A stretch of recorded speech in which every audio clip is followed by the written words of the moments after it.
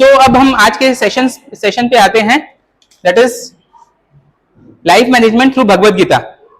Okay, पहले तो ये चीज समझना जरूरी कि लाइफ मैनेजमेंट आखिर जरूरी क्यों है। आप लोग इतने सब्जेक्ट्स ऑलरेडी पढ़ रहे हैं, फिजिक्स पढ़ रहे हैं, केमिस्ट्री पढ़ रहे हैं, बायोलॉजी पढ़ रहे हैं, मैथ्स पढ़ रहे हैं, तो एक और एक्स्ट्रा चीज की आपको जरूरत क्या है, क्यों जरूरी है लाइफ मैनेजमेंट हमारे लिए, क्यों, इसका क्या कारण है। अच्छा, आज आप लोगों का last working day I guess, yes.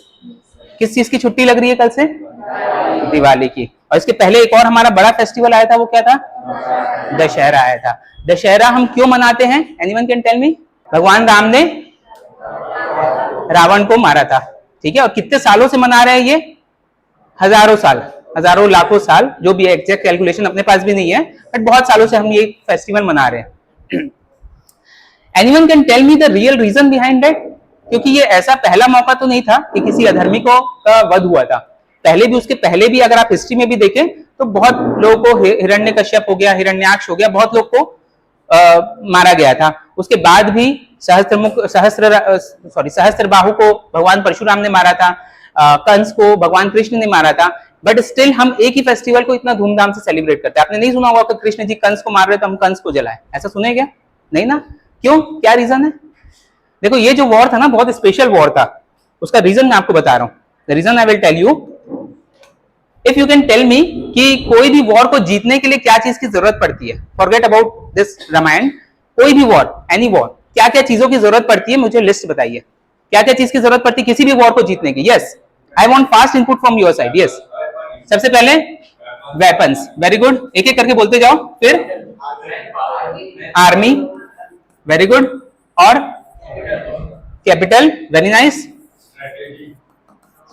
Strategy, good. और यस, नॉलेज, ज्ञान।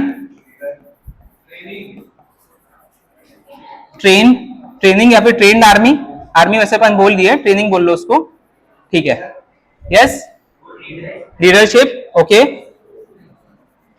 और yes, anything else? Experience, good.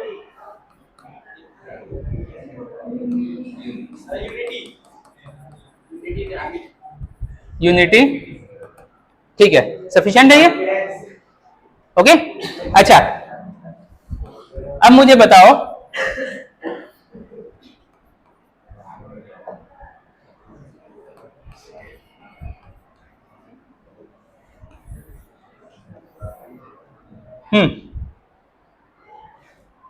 Weapons किसके पास ज्यादा थे? आर्मी किसकी ज्यादा थी? पैसा किसके पास ज्यादा था? स्ट्रेटेजी और एक्सपीरियंस को आप एक साथ ले सकते हो। किसको ज्यादा युद्ध लड़ने का एक्सपीरियंस था? रावण को, क्योंकि रावण ऑलमोस्ट पूरे विश्व को, तीनों लोगों को जीत चुका था, ठीक है। एक्सपीरियंस भी आप ले सकते हो उसमें, ठीक है। नॉलेज किसके पास ज्यादा था? ज्ञानी कौन बड़ा था? चारों वेद का उसने ट्रांसलेशन किया था। बहुत कम लोग हैं आज तक जो 4 वेद का ट्रांसलेशन किए हैं, और शिव तांडव स्तोत्र की उसने रचना की थी, ठीक है। ज्यादा बड़ा ज्ञानी भी रावण था। ट्रेन्ड आर्मी किसकी ज्यादा थी? ज्यादा बड़ी पावरफुल आर्मी किसकी थी? रावण की। सब पूरे मायावी राक्षस थे उसमें। इसमें तो वानरों की सेना थी, है ना। और वानरों के लिए एक चीज कही जाती है, कॉर्पोरेट वर्ल्ड में एक फेमस कोटेशन है, आप लोगों को अगर पता हो तो, when you throw the peanuts you will get the monkeys. सुने होंगे कभी? इसका मतलब होता है कि अगर आप लिमिटेड सैलरी देते हो तो आपको जो इंप्लॉयज मिलेंगे वो बहुत अनएक्सपीरियंस्ड, अनट्रेन्ड इंप्लॉयज मिलेंगे। तो इसलिए जो भगवान राम की जो सेना थी ना, मंकीज की सेना थी, मतलब बहुत ज्यादा कॉम्पिटेटिव सेना नहीं थी, ठीक है। सारी चीजों में रावण आगे था, ठीक है। लीडरशिप कौन आगे था लीडरशिप में? अगेन रावण। बहुत बड़ी सेना का उसने नेतृत्व किया था, चारों लोगों को उसने जीता था, इंद्र को जीता था, बहुत लोग को जीत चुका था, ठीक है। लेकिन वॉर कौन जीत गया? क्या हुआ? इतने सारे फैक्टर्स बताए थे ना आप लोग वॉर जीतने के, कैसे ऐसा कैसे हो गया? हाँ, क्या हो गया?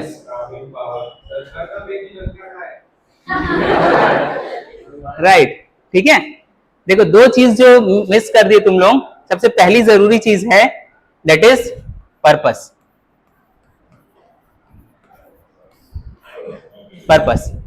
पर्पस किसका बड़ा था? बड़ा पर्पस किसका था? रावण का क्या पर्पस था?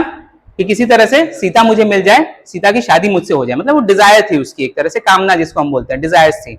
भगवान राम का पर्पस क्या था? No doubt Sita was the wife of भगवान राम, बट स्टिल उनका जो पर्पस था वो ये था कि जिसने स्त्री का अपमान किया है उसको ऐसी सजा दी जाए कि पूरी आने वाली जितनी पुश्तें हैं पूरी याद रखे। और वही हुआ। आज तक हम लोग इतने हजारों साल बाद भी आज हम लोग रावण का पुतला दहन कर रहे हैं, और उसका मतलब सीधा सीधा ये है कि जो स्त्री का अपमान करेगा, जो स्त्री को उसकी मर्जी के खिलाफ अगर उसके के साथ जबरदस्ती करने की कोशिश करेगा, तो डेफिनेटली उसका वही हाल होगा जो रावण का हुआ। This was the message behind that.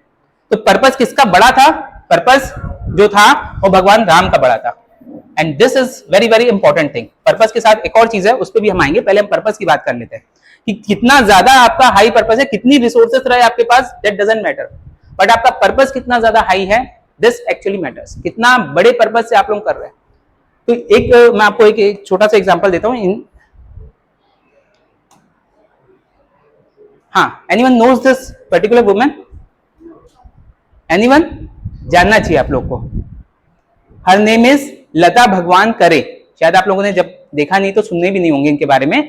लता भगवान करे 2013 में एट द एज ऑफ 62, हर एज वाज 62 इयर्स, इसने अपने हस्बैंड को एक हॉस्पिटल लेके गई। इसके हस्बैंड को तकलीफ थी, कुछ बीमारी थी, हॉस्पिटल इसने लेके गई, और वहां पर उसको पता चला कि भाई बहुत बड़ी बीमारी है, इसको एमआरआई कराना पड़ेगा। और एमआरआई का जो कॉस्ट था डेट वाज 5000 रुपीज, और इसके पास उतने पैसे नहीं थे, 5000 रुपए। तो वो और उसके हस्बैंड बाहर निकल गए। वो लोग सोच ही रहे थे क्या करना है क्या करना है। अचानक वो लोग एक शॉप में समोसा खाने के लिए रुके, और समोसे के नीचे जो कागज रहता है ना, उसको देख के अचानक इसकी आंखों में चमक आ गई। उसमें लिखा था कि मैराथन कंपटीशन था, और उसकी जो प्राइज मनी थी date was 5000 rupees. Okay, she decided to run that particular marathon. बहुत लोगों ने इसको मना किया कि भाई तुम्हारे लायक नहीं है, ना तुम्हारी वैसी ट्रेनिंग है, ना तुम्हारी वैसी एज है। बहुत लोगों ने मना किया, बट इसने कहा कि यार मेरे पास अब और कोई रास्ता नहीं है, एक ही रास्ता है कि मैं अब दौड़ूंगी।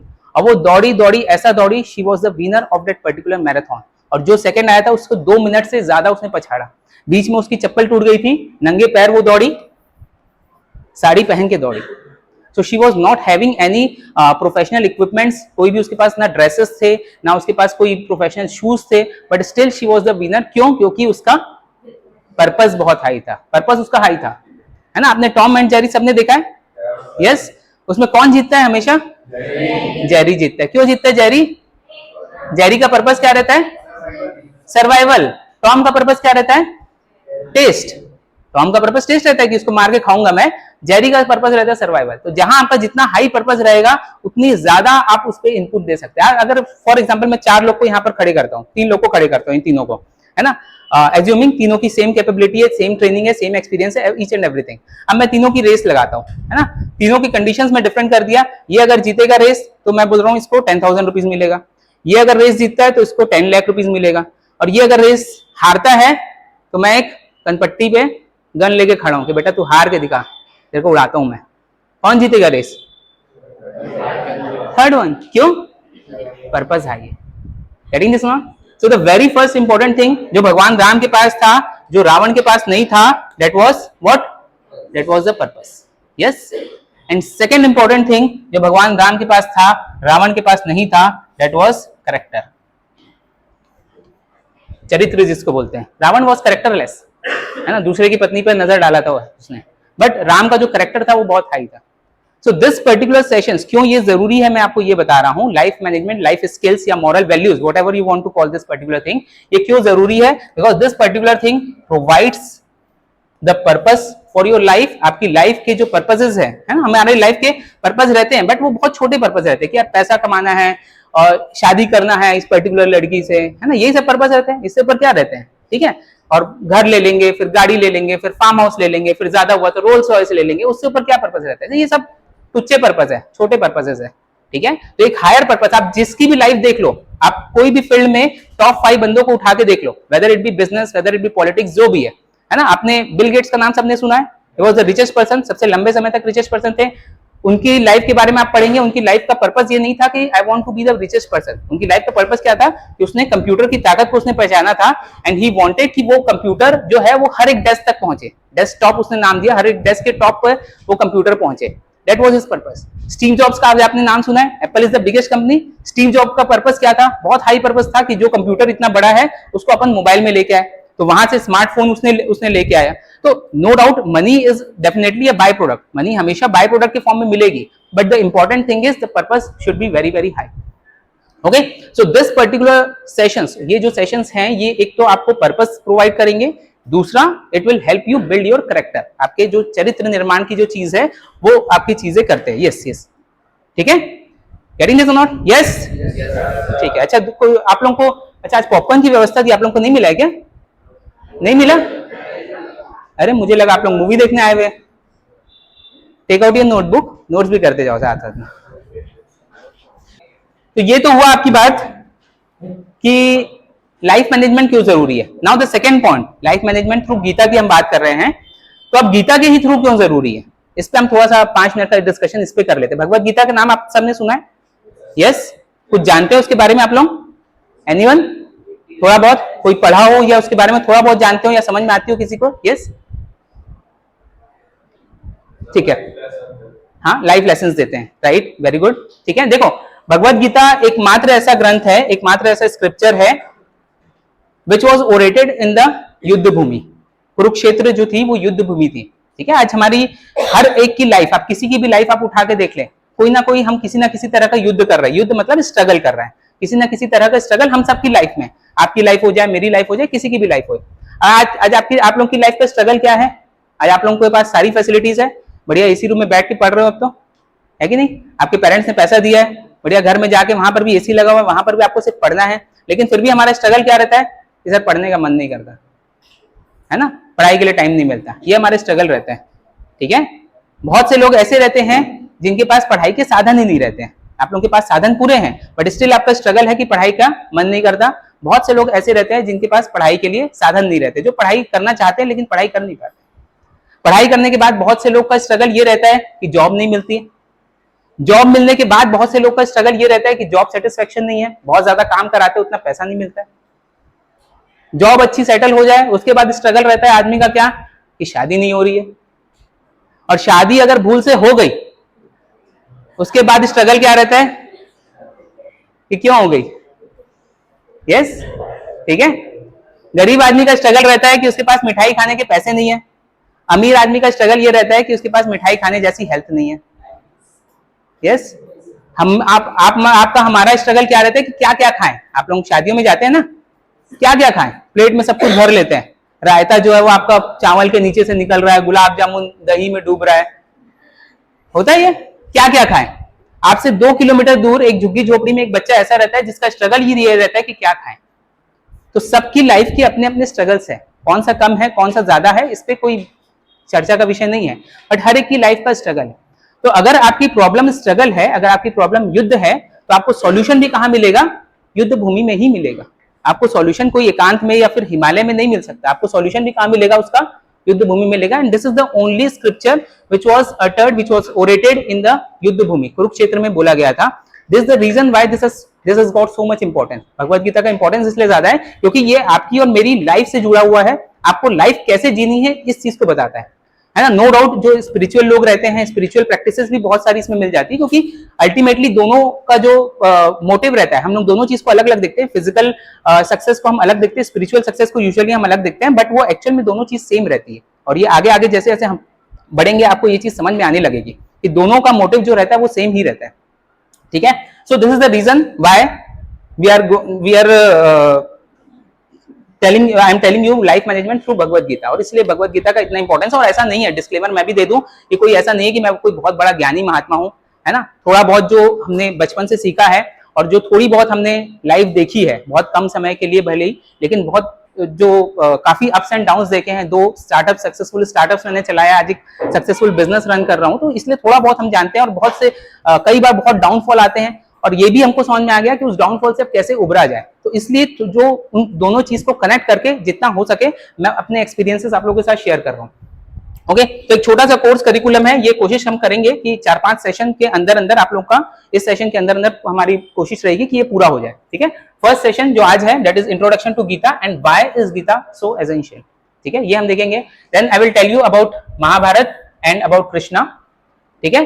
देन डिसीजन मेकिंग, सबसे इंपॉर्टेंट जो ट्रेट रहता है आदमी का लाइफ में, कैसे डिसीजन करना है अबाउट धर्म and dharma sankat. Then self discipline and focus which belong to karmayoga. Then leadership skill and time management which belongs to which again belongs to the karma yoga.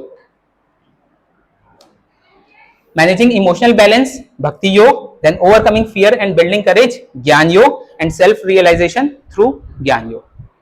Getting this? Okay, तो हम कोशिश करेंगे जितने सेशंस मैम लोग में अगर मुझे दे दिए तो मैं कोशिश करूंगा उतने सेशंस में हम लोग कंप्लीट करेंगे, ठीक है। कोशिश ये रहेगी हमारी सैटरडे हमारे सेशंस रहे, ठीक है।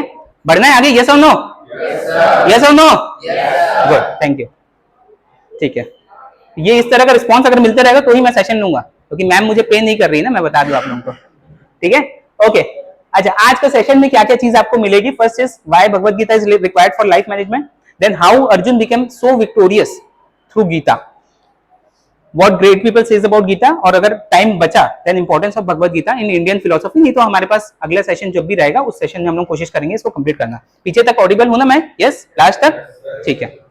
लास्ट वालों पे नजर मेरी ज्यादा रहती है वैसे, ठीक है। ओके, राइट, ठीक है। तो ये किसका पार्ट है सब लोग जानते हैं, Bhagavad Gita is a part of Mahabharata. Yes, Mahabharata के बारे में क्या क्या जानते हैं? कितने लोग स्टोरी जानते हैं महाभारत की? थोड़ी बहुत जानते हो? थोड़ी बहुत ही जानते हो कि अच्छी जानते हो? काफी जानते हो। और भगवत गीता के बारे में क्या क्या जानते हो? How many chapters are there in Bhagavad Gita? कितने चैप्टर्स है? 18। और कितने वर्सेस है ये कोई जानता है क्या? 700 वर्सेस है, ठीक है। और महाभारत में जो टोटल कितने पर्व है उसमें भी 18 पर्व है, और उसमें जो भगवत गीता आता है वो भीष्म पर्व में आता है। ये सब छोटी छोटी जानकारी है, हमको मालूम होनी चाहिए। नहीं भी मालूम है तो कोई बहुत भारी कुछ नहीं हो जाएगा तुम्हारा, जो उसके अंदर की चीज है वो मालूम होनी चाहिए, ठीक है। नाउ अब इसके पीछे इंटरेस्टिंग स्टोरी ये है, ये लिखा किसने था कोई बता सकता है कि भगवत गीता? गणेश जी ने। वेरी गुड, किसने कहा? Very good. और बोला किसने था? वेद व्यास जी ने। वेद व्यास जी ने बोली थी और गणेश जी ने लिखी थी। तो इसके पीछे एक बहुत इंटरेस्टिंग स्टोरी है, मालूम होगी शायद आपको। जब वेद व्यास जी, ये जब पूरा कांड हो जाता है महाभारत का, बहुत भारी इतना नुकसान होता है, more than 50 lakh people were killed. उसके बाद वेद व्यास जी विचार करते हैं, वो उन्हीं के फैमिली के रहते हैं, कौरव और पांडव के वो दादा रहते हैं, अगर आपको फैमिली ट्री थोड़ी सी भी पता है तो वो विचार करते हैं कि यार ये कहानी तो यार बहुत जबरदस्त बन गई है, इसमें एक्शन भी है, ड्रामा भी है, कॉमेडी भी है, रोमांस भी है, सब कुछ है। बोले यार अब उसको लिखना पड़ेगा, है ना। बोले कैसे लिखेंगे? इतना इजी नहीं था लिखना वो, क्योंकि 1 लाख श्लोक है आज की डेट में महाभारत में, और हर एक चीज को रिकॉल करना मेडिटेटिव स्टेट में और तुरंत साथ साथ में लिखना, so that was not that easy task. तो वो जाते हैं ब्रह्मा जी के पास, जो सांकेतिक स्टोरी जो हमको मिलती है, ब्रह्मा जी के पास जाते हैं। ब्रह्मा जी बोलते हैं कि यार मेरे बस की बात नहीं है, तू जा गणेश के पास। तो वो गणेश जी के पास जाते हैं, गणेश जी से रिक्वेस्ट करते हैं कि गणेश जी मुझे इसमें हेल्प करिए, मैं चाहता हूँ कि मैं बोलूँ और आप लिखें। गणेश जी बोलते हैं यार मैं वेदव्यास, मैं जानता हूँ तेरी आदत बहुत गंदी है, तू एक दिन बोलता है फिर 4 दिन रुकता है, फिर 5वें दिन बोलता है, फिर 6 दिन तू सोचता है। बोले इस टाइप का नहीं चलेगा, मेरे पास टाइम कम है, तो जब तक तू बोलेगा तब तक मैं लिखूंगा। जिस समय तेरा बोलना बंद हुआ वहां मेरा लिखना बंद हुआ है ना। वो डायलॉग आपने सुना होगा ना शोले का, जब तक तेरे पैर चलेंगे तब तक इसकी सांस चलेगी, ठीक है। तो जब तक तेरी जुबान चलेगी तभी तक मेरी कलम चलेगी, जहां तेरी जुबान रुकी वहां मेरी कलम रुकी, उसके बाद मैं आगे नहीं बढ़ूंगा। तो वेदव्यास जी भी वहां दिमाग लगाते हैं, बोलते हैं गणेश जी मंजूर है मुझे, बट एक मेरी भी शर्त है, वो ये है कि जब तक आप मैं जो बोल रहा हूँ वो समझेंगे नहीं पूरी तरह से, तब तक आप उसको लिखेंगे नहीं। तो बहुत सारे श्लोक बीच बीच में टफ वेदव्यास जी ने इसलिए डाले हैं ताकि गणेश जी को भी थोड़ा समझने के लिए टाइम लगे, और उस टाइम पे वो आगे का सोच लेते थे। So this is the whole story behind this. But इस बीच में एक बहुत इंटरेस्टिंग चीज होती है कि लिखते लिखते गणेश जी का जो निब है उसका पॉइंट टूट जाता है ना। तो वो क्या करते हैं, अपने दांत को तोड़ के फिर लिखते हैं। Okay, such is the kind of dedication which Ganesh ji is showing. इसको बंद कर दो बेटा, बंद कर दो, इसको गेट बंद कर दो। ओके, और यही रीजन है वाई कि हम गणेश जी को प्रथम पूज्य मानते हैं। सबसे पहले हम गणेश जी की ही पूजा करते हैं, ठीक है। उसका कारण ही ये है कि Ganesh ji is the symbol of dedication. कोई भी काम में आप कितना ज्यादा डेडिकेट हो सकते हैं, ये अगर आपको सीखना है, क्योंकि उन्होंने अपने तन मन धन अपने बॉडी पार्ट एक लगा दिया just to complete his work. तो इसलिए आप जब गणेश जी की पूजा करते हैं, आप पूजा करें ना करें आपकी मर्जी है, आरती गाय ना गाय आपकी मर्जी है, लेकिन गणेश जी की फोटो अगर आपके सामने आती है, एटलीस्ट उस टूटे हुए दांत को देखें और ये आप विचार करें कि भाई जो काम मैंने शुरू किया है, जो भी आप प्रिपरेशन कर रहे हैं, जो भी पढ़ाई कर रहे हैं, एटलीस्ट उसको मुझे एंड पॉइंट तक पहुंचाना है विद फुल डेडिकेशन। जिस तरह का डेडिकेशन गणेश जी ने दिखाया उस तरह के डेडिकेशन के साथ पहुंचा।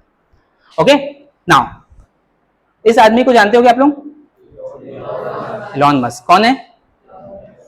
Right now he is the richest person of the planet. अभी एक ऐतिहासिक घटना हुई थी आज से करीब 12 दिन पहले, कोई जानता है क्या? 13th of July 2020, sorry 13th of October 2024। Anyone can tell me? आप लोग साइंस के स्टूडेंट्स हैं, आई गेस इतनी आप लोगों को अवेयरनेस रहनी चाहिए। Anyone? 13th of October 2024, yes anyone? हाँ, इलॉन मस्क की एक कंपनी है स्पेस एक्स, सुने ये है ना, वो स्पेस में रॉकेट्स भेजती है फॉर द फर्स्ट टाइम। इसके पहले अभी तक क्या होता है कि रॉकेट जाती है, रॉकेट की लॉन्चिंग जानते हैं, एक तो होता है लॉन्च पैड जहां से रॉकेट लॉन्च होती है, दूसरी होती है रॉकेट खुद, और तीसरी होती है उसके अंदर की सैटेलाइट। तो बेसिकली हमको स्टेब्लिश सैटेलाइट ही करना रहता है ऑर्बिट में, बट हम रॉकेट के थ्रू उसको भेजते हैं। तो रॉकेट जाती है, वहां से सैटेलाइट निकलती है, ऑर्बिट में उसको छोड़ती है सैटेलाइट को, और वहां पर रॉकेट बस्ट हो जाती है। ये अभी तक की प्रोसेस है कि रॉकेट, जितनी भी रॉकेट्स है, नासा, इसरो जो भी काम करता है यही करता है, वहां पर उसको बस्ट कर देता है। ये बंदा पहली बार इसने सोचा कि भाई इतना मैं कॉस्ट क्यों वेस्ट करूं। इसका जो सपना है वो ये है कि मार्स को कॉलोनाइज करना है, मार्स में जाके मुझे कॉलोनी बनाना है और स्पेस टूरिज्म चालू करना है। मतलब कोई बहुत बड़ी बात नहीं है, आज से 10 साल 20 साल बाद आप लोग मार्स में अपने हनीमून के लिए जा पाओगे, ठीक है, मार्स में जाके वापस आ जाओगे, पॉसिबल है ना, क्योंकि जिस स्पीड से ये बंदा काम कर रहा है वो चीज पॉसिबल है। तो फॉर द फर्स्ट टाइम इसने क्या किया, जिस जगह से रॉकेट को इसने छोड़ा, वो रॉकेट ने वहां सैटेलाइट को स्टेब्लिश किया, और उसी जगह पे आके, इसके पहले कई ट्रायल हुए थे, उसमें उसकी जगह जो है वो चेंज हो रही थी, बट इस पर्टिकुलर ट्रायल में ये ऐतिहासिक इसलिए कि जिस जगह से वो रॉकेट छूटी उसी जगह में वो रॉकेट आके वापस टिक गई। इसका मतलब है कि आदमी अगर ऊपर जा रहा है तो वो सही सलामत वहीं की वहीं वापस आ जाएगा। ओके, और इसकी अगर आप थोड़ी सी स्टोरी अगर आप लोग इलॉन मस्क की जानते हैं, बहुत इंस्पिरेशनल है। ऐसे ही ये रिचेस्ट पर्सन नहीं बना, और ये फर्स्ट जनरेशन, मतलब इसके पहले का पैसा इसके पास नहीं था, फर्स्ट जनरेशन एंटरप्रेन्योर है। Okay, at the age of 17, almost आप लोग के जितना जब था, he started a company called Zip. Zip उसने एक कंपनी स्टार्ट की, उसको उसने एस्टेब्लिश किया।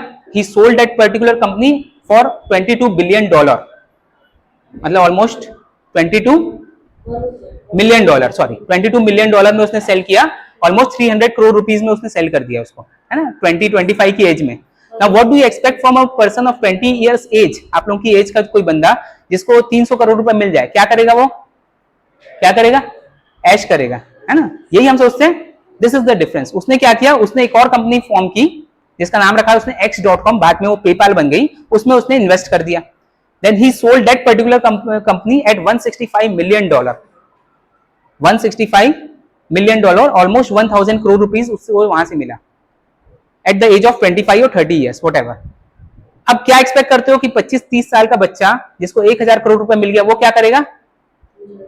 एंजॉय करेगा, बड़ा घर लेगा, बड़ी गाड़ी लेगा, यही सोचते हैं हम लोग। ये किराए के घर में तुरंत चले गया और पूरा का पूरा पैसा इसने इन्वेस्ट कर दिया उस स्पेस एक्स कंपनी में, अपने पागलपन क्रेजी प्रोजेक्ट में कि मार्स में जाके मुझे कॉलोनी बचानी है। पूरा पैसा उसमें और टेस्ला में उसने इन्वेस्ट कर दिया। और पहले बहुत फेलियर्स हुए, 2-3 फेलियर ऐसे हुए कि उसके बाद लगभग ऐसा था कि पूरा पैसा उसका खत्म हो जाता, बट फाइनली उसको सक्सेस मिली एंड देन वो आज इस लेवल तक पहुंचा। सो दिस इज द डेडिकेशन। और जो पर्पस की मैं बात कर रहा था, तो दोनों चीज है, एक तो पर्पस हाई है, दूसरा उसका डेडिकेशन। Getting this? यस और नो? यस और नो? Yes sir. ग्रेट, ठीक। ओके, तो आज का जो पहला हम देख रहे थे कि क्यों भगवत गीता क्यों इतनी ज्यादा जरूरी है। Now just tell me one thing, how do you define success?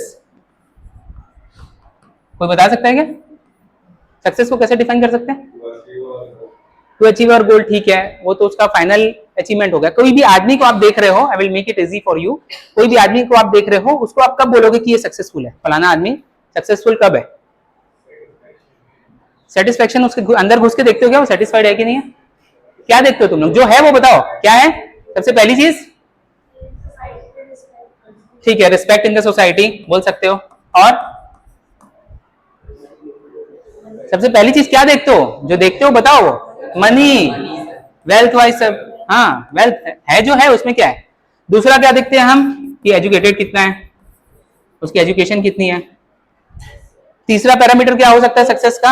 हाँ, फैमिली कैसी है ना। ऐसा नहीं कि एजुकेशन और ये वेल्थ बहुत है उसके पास लेकिन फैमिली लाइफ उसकी डब्बा है एकदम, रोज का घर जाके परेशान हो रहा है ना। और हेल्थ देख सकते हो, ठीक है। फिजिकल लुक वाइज कैसा है? हाँ, हैप्पीनेस, जिसको आप एक और मैं इसमें पैरामीटर दे देता हूं, हैप्पीनेस बोल लो, सेटिस्फेक्शन बोल लो, स्पिरिचुअलिटी बोल लो, ठीक है, सेल्फ सेटिस्फेक्शन। और कुछ और कोई पैरामीटर? यस, इतने पैरामीटर हमने सक्सेस को डिफाइन किया, राइट, ठीक है। नाउ भगवत गीता जिसको बोली गई थी, ही वाज, किसको बोली गई थी? अर्जुन को, यस, ठीक है।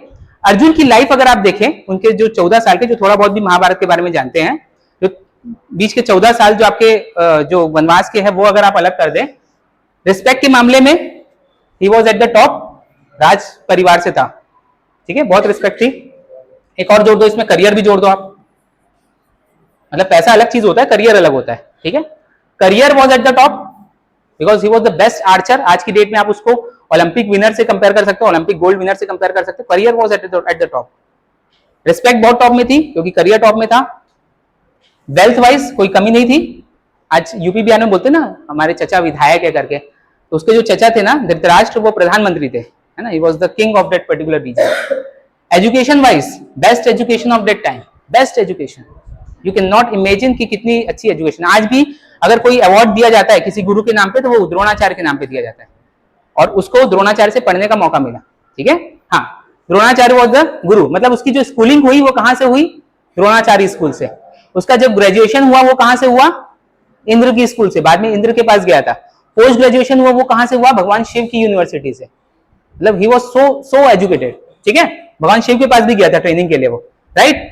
Family wise he was at the top.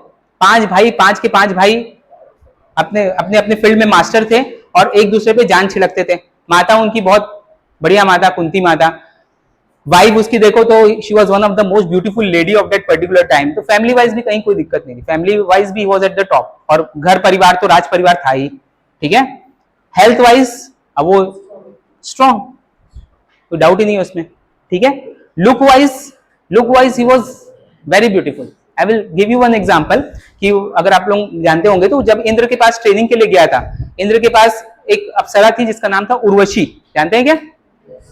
Urvashi proposed him, sorry, Urvashi ने उसको प्रपोज किया, but he rejected that particular proposal, है ना। तो यू कैन इमेजिन कि वो कितना सुंदर रहा होगा। और रिजेक्ट किया इसका मतलब है कि वो कितना ज्यादा फोकस्ड रहा होगा अपनी चीजों में। उर्वशी की स्टोरी जानते हैं क्या? थोड़ा सा अगर आप मैं आपको स्टोरी की उर्वशी के बारे में बताऊं। देखो बहुत सारी चीजें ना अपने में सिंबलिक रहती है और वो बहुत काम के सिंबल्स उसमें रहते हैं, यूज किए हुए रहते हैं। उर्वशी जो है जो मुनि थे नर और नारायण, वो तपस्या कर रहे थे। तो इंद्र, भगवान इंद्र का तो नाम सुना होगा, जानते होंगे। वो क्या करते हैं? हमेशा तपस्या में विघ्न करते हैं, है ना। तो वो क्या करे, उन्होंने अपने अप्सराओं को उनके पास भेज दिया कि जाओ इसकी तपस्या भंग करो। अब वो नर और नारायण वो बहुत पहुंचे हुए थे। उसने क्या किया, उन्होंने एक अपनी जांग पर इस तरह से मारा, अब वहां से उर्वशी आ गई। अब वो सच ब्यूटीफुल कि उसकी जितनी अप्सराएं थी सब शर्मा के भाग गई। तो उसने इंद्र को बताया, बोले ऐसी रहती है, बोले अप्सरा तो क्या लेके बैठा है, बोले रख उसको, और दे दिया उसने इंद्र को, रखो इसको। मतलब ये एक उसका वो ब्यूटी बताने का तरीका है कि कितने हाउ ब्यूटीफुल शी वाज। और उसका प्रपोजल उसने रिजेक्ट किया। That means how dedicated was Arjun, you can imagine. और देखो ये हम लोग समझते हैं ना, एक छोटा सा मैं आप लोगों का थोड़ा सा आउट ऑफ कंटेक्स्ट जाके टाइम और लूंगा, बट ये जरूरी है समझना। हमारे जो शास्त्रों में ना बहुत सारी चीजें सिंबलिक रूप में दी रहती है ना। इंद्र को जैसे जिस तरह से दिखाया जाता है, इंद्र हमेशा विघ्न उत्पन्न करना है। कोई भी आदमी अच्छा काम करे ना तो उस पर इंद्र क्या करता है? विघ्न डालता है। Indra is actually an emotion. Indra is related to इंद्रिय। इंद्रिय जानते हो ना, हमारी कितनी इंद्रिय होती है? Senses, yes, sense organs. 5 senses होते हैं, देखना, सुनना, है ना। और सेंसेस के थ्रू ही हमारे क्या होते हैं? इमोशंस ट्रिगर होते हैं। So that emotion is actually Indra. Indra का काम ही होता है कि आपके इमोशंस को ट्रिगर करना, है ना, आपके अंदर के डर को जगाना, आपके अंदर के डिजायर्स को जगाना, ये काम रहता है इंद्र का, है ना। तो ये ऐसा नहीं है कि फिजिकली कोई इंद्र है और वो एक फिजिकली किसी अप्सरा को भेज रहे हैं। आप अगर अपने ही फील्ड में अगर आप आगे बढ़ने की कोशिश करेंगे, अपने एम को अचीव करने की कोशिश करेंगे, तो आपके रास्ते में भी बहुत सारे डिस्ट्रैक्शंस आएंगे। That distractions is nothing but Indra. वो जो इमोशंस आपके ट्रिगर हो रहे हैं ना, that is nothing but Indra, वही इंद्र है। तो इसलिए ये सारी चीजें, इसलिए मैंने आपको बताया कि सिंबलिक फॉर्म में रहती है। Coming back to the topic, look wise he was excellent. Spirituality, जिसके दोस्त ही भगवान कृष्ण है, he will be at top of spirituality। यानी कि ये सारी चीजें जिसको हम सक्सेस के पैरामीटर हम बोलते हैं, ही वॉज 100% सक्सेसफुल। बहुत कम लोग होते हैं दुनिया में जो इस सारे पैरामीटर्स फुलफिल करके सक्सेसफुल होते हैं। किसी के पास पैसा बहुत रहता है तो हेल्थ नहीं रहती, पैसा बहुत रहता है तो फैमिली लाइफ उसकी कचरा रहती है, बहुत दिक्कतें रहती हैं। But he was the person जिसके सारे पैरामीटर्स फुलफिल हो रहे थे। लेकिन now you can imagine this confidence level of this particular guy, कितना हाई कॉन्फिडेंस लेवल रहा होगा उस बंदे का, अर्जुन का। लेकिन जब वो युद्ध भूमि में आया तो उसने क्या बोला, देखो अब मजा आएगा आपको, क्योंकि अब आपको लगेगा कि यार भली कितना सक्सेसफुल आदमी हो जाए, सबके अंदर सेम ही चीज रहती है। ठीक है, देखो अब युद्ध भूमि में आया तो क्या बोलता है, अर्जुन ने कहा, हे कृष्ण, दृष्ट में स्वजनम कृष्ण युयुत्सु समुपस्थित सीदंती मम गात्राणि मुखम च परिशिष्यति। युद्ध की इच्छा रखकर उपस्थित हुए इन स्वजनों को देखकर मेरे अंग अंग शिथिल हो रहे हैं, मुख सूख रहा है, मेरे शरीर में कंप और रोमांच उत्पन्न हो रहा है। एक और श्लोक पढ़ो इसका, नेक्स्ट। मेरा सारा शरीर कांप रहा है, मेरे शरीर के रोए खड़े हो रहे हैं, मेरा गांडीव हाथ से सरक रहा है, मेरी पूरी त्वचा में जलन हो रही है, मेरा मन उलझ रहा है, मुझे घबराहट हो रही है और अब मैं यहाँ पर बहुत देर तक खड़ा नहीं रह सकता। How many of you have experienced this particular situation during examinations? और कोई भी ऐसा काम जो आपको जिससे डर लगता है वो अगर करने मिल जाए ना, जैसे स्टेज में खड़े होते पर किसने महसूस किया ऐसा? मैं बहुत करता था। मैं I was the head boy of the school और उस समय ना हम लोग को सिर्फ एकेडमिक्स देख के बना देते थे, मतलब कोई पर्सनैलिटी नहीं देखते थे, सिर्फ एकेडमिक्स देखते थे। और मैं आई वॉज द टॉपर। तो मुझे आज आप लोगों का तो बहुत अच्छा सिस्टम है, कई राउंड ऑफ इंटरव्यूज होते हैं, बहुत अच्छे से बनते हैं। सो अब मैं बन तो गया था, लेकिन बोलना नहीं आता था। वो तो मैं बाद में थोड़ा बहुत सीख गया बोलना, उस समय बोलना भी नहीं आता था मेरे को। तो जब भी मुझे स्टेज में बुलाते थे ना, लिटरली यही चीज मैं महसूस करता था, हाथ पैर कांपने लगते थे, मुख सूख जाता था, एक लिप बाम मुझे रखना पड़ता था एनी टाइम, कभी मुख सूखे तो अपने को लगा ले। होता है, ये लिटरली होता है, मैंने एक्सपीरियंस किया, आप लोग भी एक्सपीरियंस किए होंगे।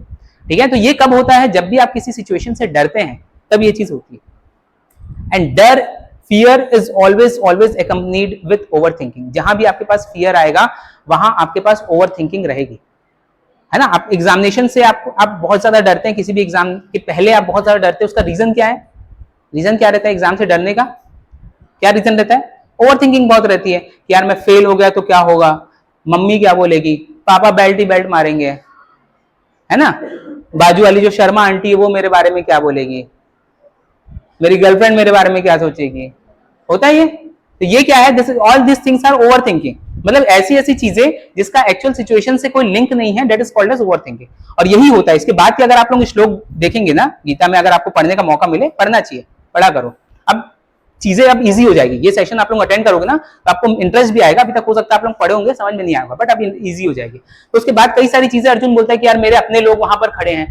तो ऐसा तो नहीं था कि उसको अचानक से ले जाके खड़े कर दिए अपने लोग के बीच में कि यार चला तेरे साथ गेम खेलेंगे, आंख बांध के आए, आंख की पट्टी खोले, सामने उसको दिख गए, अपने दादा दिख गए, अपना भाई दिख गया, ये सब ऐसा हुआ था क्या? उसको पहले से पता था कि कहाँ जा रहा है। फिर वो बोलता है कि इतने सारे लोग खत्म हो जाएंगे तो इनकी जो वाइफ्स हैं, इनकी जो स्त्रियां हैं, उनका कैरेक्टर खराब होगा, कैरेक्टर खराब होगा तो उनसे जो बच्चे होंगे उनका कैरेक्टर खराब होगा, तो इन सब का दोष मेरे ऊपर आ जाएगा। मतलब इस तरह की बातें, यू कैन नॉट एक्सपेक्ट कि अर्जुन जैसा आदमी ऐसी बातें कर सकता है, वो ऐसी बातें करता है। एंड फाइनली उसका जो फाइनल रिजल्ट होता है वो क्या होता है, देखो फर्स्ट चैप्टर का ही जो लास्ट का श्लोक है, सेकंड लास्ट श्लोक है, क्या है ये, यदि धृतराष्ट्र के शस्त्र युक्त पुरुष मुझ निहत्ते को रणभूमि में प्रतिरोध किए बिना मार देते हैं तब भी मेरे लिए श्रेयस्कर होगा। एक और श्लोक मैं आपको बता रहा हूं, दोनों को एक साथ समझते हैं। फिर संजय ने कहा, इस प्रकार यह कहकर अर्जुन ने अपने धनुष और बाणों का त्याग कर दिया और शोकाकुल चित्त से अपने रथ को के आसन पर बैठ गया। उसका मन व्यथा और दुख से भर गया। That means he was in the state of complete depression. Depression का साइन क्या है? कोई भी आदमी डिप्रेशन में रहता है, ध्यान देना, कभी भी डिप्रेशन वाला आदमी क्या करेगा, अपना काम धाम करना छोड़ देगा। अर्जुन ने क्या किया, युद्ध का त्याग, सॉरी अपने धनुष बाण का त्याग कर दिया, है ना। डिप्रेशन वाला आदमी कभी भी देख लेना, किसी के घर में अगर होगा, अनफॉर्चुनेटली अगर कोई होगा तो आप लोग देखना, जब भी डिप्रेशन में आदमी होता है उसको कोई काम करने की इच्छा नहीं होती, और उसका आप रिवर्स कर दो तो वो आउट ऑफ डिप्रेशन आ जाएगा। उसको किसी भी तरह का काम दो, उसको जो उसकी इच्छा है, गार्डनिंग दो, दौड़ना दो, रनिंग दो, साइकिलिंग दो, कुछ भी तरह का काम दो, जरूरी नहीं है कि उससे प्रोफेशन से लिंक्ड है, किसी भी तरह का काम दो, धीरे धीरे he will come out of the depression. तो डिप्रेशन में ये कैसे समझ में आया, बिकॉज उसने अपने धनुष और बाण का त्याग कर दिया। इससे ऊपर की स्टेट में वो था, he literally wanted to end up his life, he literally wanted to commit suicide। ये कैसे पता चला आपको, देखो, यदि धृतराष्ट्र के शस्त्र युक्त पुरुष मुझ निहत्ते को रणभूमि में प्रतिरोध किए बिना मार देते, मतलब मैं कुछ नहीं कर रहा हूं, वो लोग मुझे मार रहे हैं, मैं खड़ा हूं, तो ये क्या हुआ, this is a suicidal attempt. Yes, he wanted to commit suicide and he actually was in depression। So this was the final result of that particular fear, जो युद्ध के समय जो फियर उसको हुआ, उसका ये फाइनल रिजल्ट है। एंड बहुत कुछ चीजें हम आज की डेट में लिंक कर सकते हैं, आसपास की चीजें अगर आप देखें, आज आप देखें कि कोटा में, दूसरी जगह में कितने ही बच्चे इस तरह की चीजें अटेम्प्ट करते हैं, just because of that over thinking कि मेरी मम्मी यार इतना पैसा मेरे पापा मम्मी खर्च कर रहे हैं, जिसका आपके एक्चुअल चीज से कोई लिंक नहीं रहता। एग्जामिनेशन निकालना is just one thing, that is the beginning of the life, that is not end of the life. But ऐसी जगह में जब आप जाते हैं, कोटा में जहां जाते हैं, वहां स्पेशली इस तरह का माहौल बनाया जाता है कि ये एग्जाम ही आपके लिए सब कुछ है। नो डाउट जरूरी रहती है आपके करियर वाइज, लेकिन ऐसा नहीं है कि उसके बाद आपकी लाइफ ही खत्म हो जाती है। तो जब इतना ज्यादा आपको प्रोसेस कर दिया जाता है कि इसके बिना कुछ नहीं है, तब आपके ऊपर फिर प्रेशर आने लगता है, और उस प्रेशर में ही परफॉर्मेंस नहीं होता है। और उसी प्रेशर में आदमी फिर ये गलत हरकतें जो है वो उसी प्रेशर में करने लगता है। ठीक है, तो ये ही जो था, जो आज की डेट में हो रहा है, आप एग्जैक्टली उस चीज को लिंक कर सकते हैं अर्जुन से। This is the situation before Krishna actually started orating Gita. भगवान ने अभी तक बोलना शुरू नहीं किया, ये चैप्टर 1 का श्लोक है। ठीक है, नाउ जब ये पूरी कंप्लीट हो जाती है, 18 अध्याय की जो गीता कंप्लीट हो जाती है, उसके बाद का जो फाइनल रिजल्ट है वो मैं आपको दिखा रहा हूँ, फाइनल रिजल्ट दिखा रहा हूँ। बीच की चीजें हम लोग आगे की क्लासेस में जितनी मिले वो अपन करेंगे उसको। फाइनल रिजल्ट देखो क्या है, क्योंकि आज हम लोग इंपॉर्टेंस पढ़ रहे हैं ना, क्यों जरूरी है ये चीज। ठीक है, हाँ देखो लास्ट श्लोक में जो संजय है, संजय मतलब ही वॉज द पर्सन जो लाइव टेलीकास्ट देख रहा था, मालूम है ये चीज।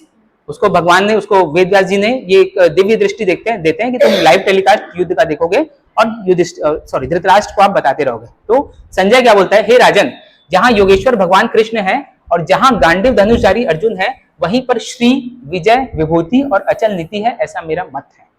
जहां कौन है, योगेश्वर भगवान कृष्ण है, और जहां गांडीव धनुषधारी अर्जुन है, वहां पर क्या है देखो, श्री, श्री यानी लक्ष्मी, विजय यानी विक्ट्री, विभूति यानी गुड गवर्नेंस या ऐसी विक्ट्री जो लंबे समय तक रहे।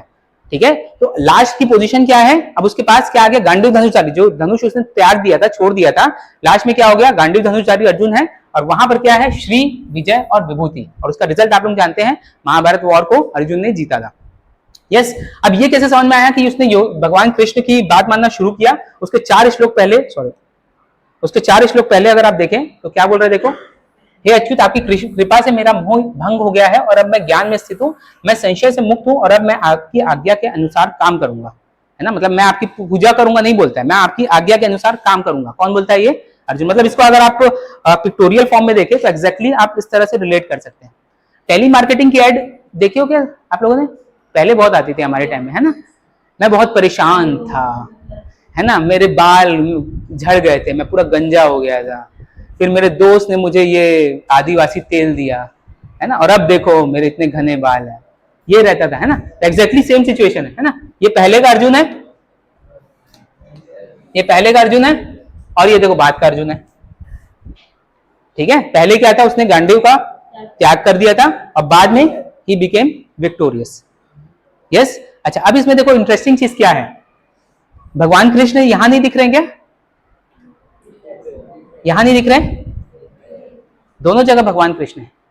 तो फिर इतनी ज्यादा इसकी सिचुएशन में डिफरेंस कैसे आ गया, मतलब भगवान पहले भी थे, उसके साथ भगवान बाद में भी थे, है ना। जो लोग बोलते हैं ना कि हम लोग पूजा पाठ बहुत करते हैं, हम लोग, तुम बेटा ऐसे आ जाओ, थोड़ा सा इधर हो जाओ, तुमको देखने में तकलीफ हो, हाँ बीच में आ जाओ ना थोड़ा, हाँ अच्छे से दिखेगा, बस बस बैठ जाओ। ठीक, पूजा पाठ हम लोग बहुत करते हैं, है ना, तो हम लोग, लेकिन हमको कोई फल नहीं मिलता उस चीज का। जो लोग ये चीज बोलते हैं ना, उनके लिए बहुत बड़ी सीख है यहाँ पर कि भगवान आपके साथ पहले भी थे, भगवान बाद में भी थे, लेकिन पहले और बाद में डिफरेंस क्या है।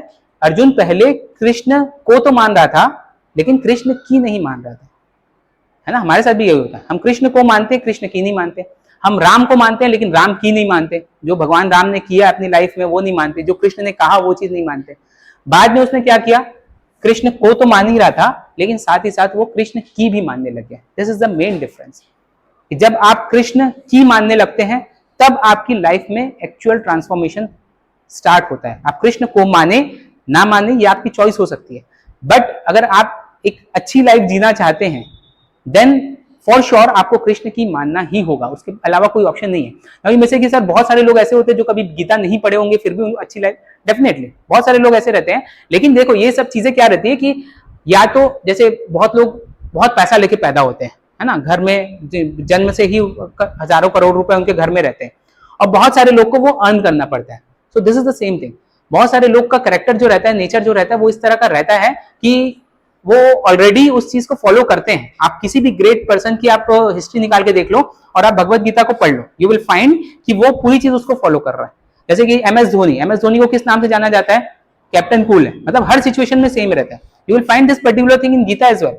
लेकिन ऐसा मैं नहीं बोल रहा हूँ कि उसने वो पढ़ के ही वो चीज आई होगी, हो सकता है उसके जन्म से आई होगी। तो कुछ चीज के, कुछ लोगों के वो करेक्टर बर्थ बाय बर्थ रहता है, कुछ लोगों को डेवलप करना पड़ता है। जैसे पैसा कुछ लोग के पास बाय बर्थ रहता है, कुछ लोग को डेवलप करना पड़ता है। सेम थिंग, कुछ लोग का बाय बर्थ वो चीज, वो सारे ट्रेड्स ऑलरेडी रहते हैं, कुछ लोग को वो चीज डेवलप करना। लेकिन जब तक आप जानेंगे नहीं उसके बारे में, आप डेवलप नहीं कर सकते। Getting this? So this is the reason why this particular scripture is so important. और इसको मैं कोशिश करूंगा कि जितना हो सके उतना अपन इजी करके आप लोगों तक पहुंचाने की कोशिश करूंगा, राइट? अब कुछ एक जो हमारे ग्रेट साइंटिस्ट है, ग्रेट पीपल है, वो क्या क्या बोलते हैं गीता के बारे में, ये हम देख लेते हैं। हाँ, महात्मा गांधी देखो क्या बोलते हैं।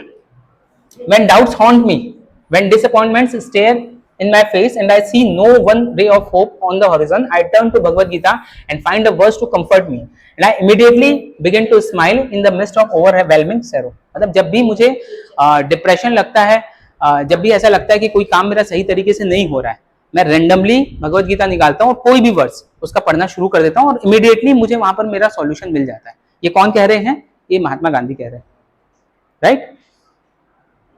हाँ, Albert Einstein, when I read Bhagavad Gita and reflect on how God created this particular universe, everything else seems to be superfluous.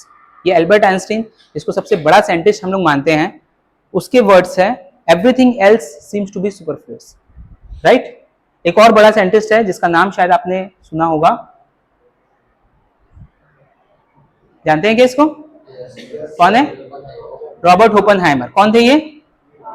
Father of atomic bomb, nuclear bomb, atomic bomb के जो जिन्होंने इन्वेंशन किया था सबसे पहले, he was Robert Oppenheimer. And from the year of 1933 he started learning Sanskrit. मालूम है चीज किसी को? संस्कृत उन्होंने पढ़ना शुरू किया था just to read Bhagavad Gita. फिर उसके बाद उन्होंने भगवत गीता किया, पढ़ा था और बहुत सारी चीजें ही उन्होंने कहा कि मुझे जो एक्चुअल में जो इंस्पिरेशन है न्यूक्लियर बम बनाने का, वो वहां से मिला। जब भगवान का जो दिव्य स्वरूप उसमें दिखाया जाता है चैप्टर 11 में, तो उसमें जिस तरह का जो डिस्ट्रक्शन दिखता है ना अर्जुन को, कि इतना बड़ा, इतनी लाइट, ऐसा लग रहा है कि हजारों सूर्य एक साथ चमक रहे हो और सारे जितने यहाँ पर युद्ध भूमि में सब के सब एक साथ वहां पर अंदर, आपके अंदर जाके मर रहे हैं। तो वहां से बोले मुझे ये चीज समझ में आई कि कोई भी चीज अगर आपको डिस्ट्रक्टिव बनाना है, कंस्ट्रक्टिव बनाना है, तो उसमें लाइट बहुत जरूरी है, एनर्जी बहुत जरूरी है। So he got the inspiration from that particular thing. Now में से कि सर ये तो गलत इंस्पिरेशन मिल गया आदमी को, है ना? ओपेनहाइमर का इंस्पिरेशन गलत था कि भाई उसने बाद में इतने लोग को मार दिया, ठीक है। अच्छा, आगे इन बंदों को, इनको भी आप जानते होंगे, डॉक्टर कलाम, इन्होंने भी सेम चीज कही। When he invented this, हमारे इंडिया के साइंटिस्ट है जिन्होंने न्यूक्लियर बम हमारे लिए इन्वेंट किया, ठीक है। नाउ कैन यू इमेजिन कि अगर उस समय वो नहीं होता तो क्या होता?